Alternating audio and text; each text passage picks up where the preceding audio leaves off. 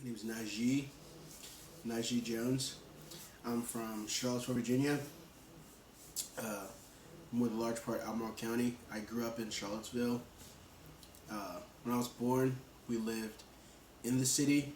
I was born on 10 and a half Street, which is like right by the projects. Uh, but when I got older, maybe like third grade, second grade summer going into third grade, we moved out.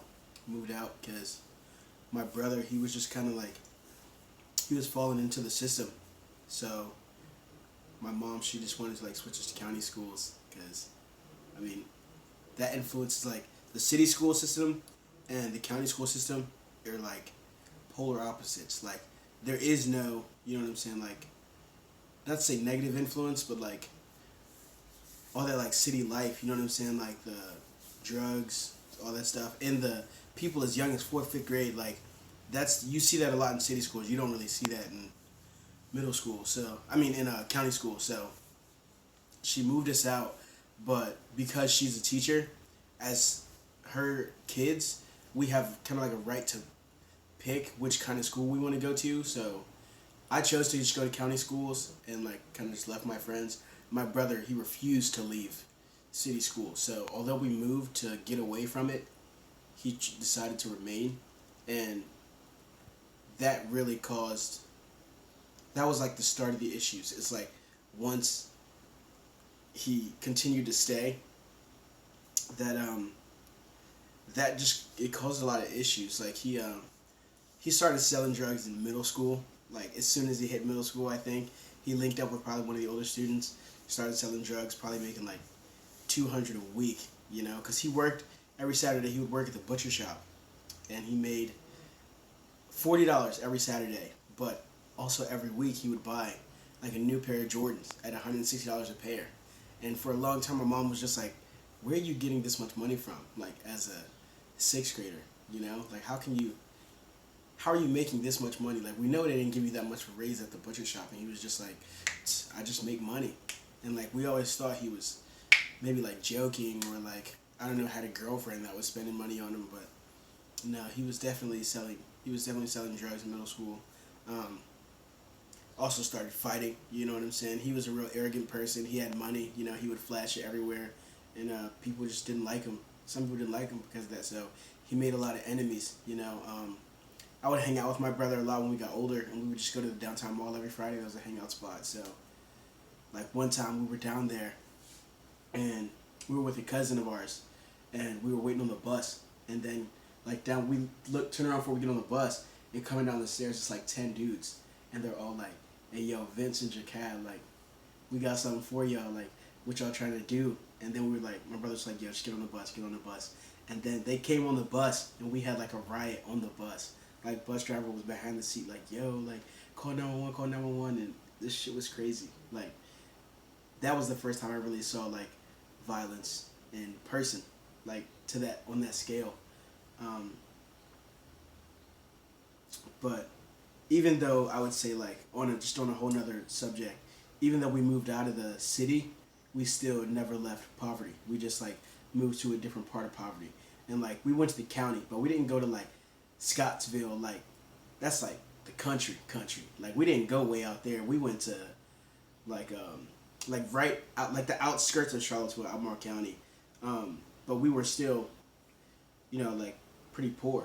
So I mean, times were tough, like for the most part. But like my mom, she did her best so that we never saw poverty. You know, um, until we got older. Like then, it was like very evident. Like she didn't try to hide as much because like, I mean, it's kind of important that you see that so you know, not to say that you know where you stand inside society, but that you're aware of like your financial situation. You know what I'm saying? Because it just makes it easier, just for your parents to um, pretty much just like be your parents in a sense. You know, like as far as birthdays go, Christmas, like Easter. You know what I'm saying? You know what not to ask for. You know whether to ask for anything at all. You know, so um, I don't know, just like dealing with that kind of stuff. You know, it kind of just humbled me as a person.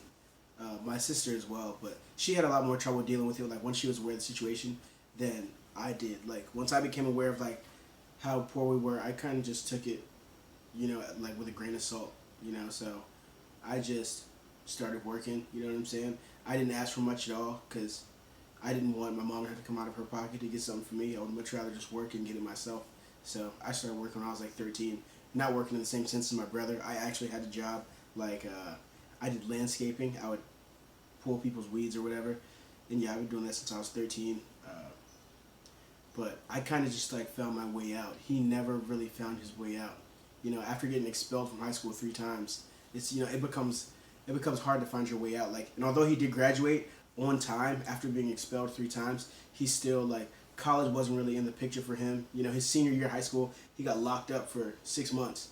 Still graduated on time, but like it was never really in the pic. Like college was never really in the picture after that. So me, I started acting in high school, used that, networked, got to college, because I wanted to make it out. I wanted a better life than what I had as a child. And that's not to say that I had a bad childhood. I didn't have a bad childhood at all. I grew up in a loving family. Like I said, we as kids never saw poverty, although we were very poor. But I want a better life for my kids. I want my kids to be able to ask me for whatever it is that they want, whatever it is they may need.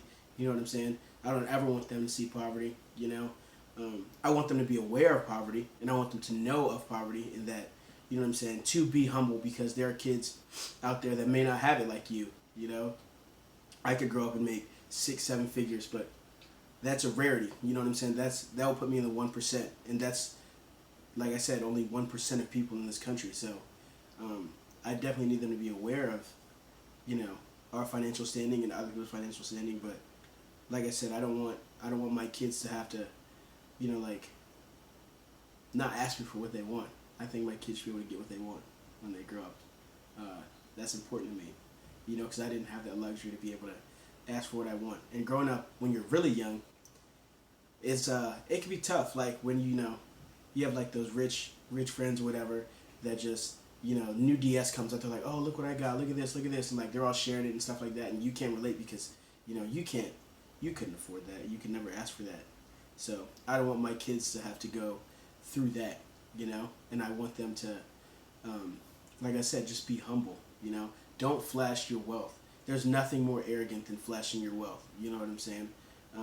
Just always, I would say, yeah, I'll probably preach that to my kids. Just be humble, more than anything.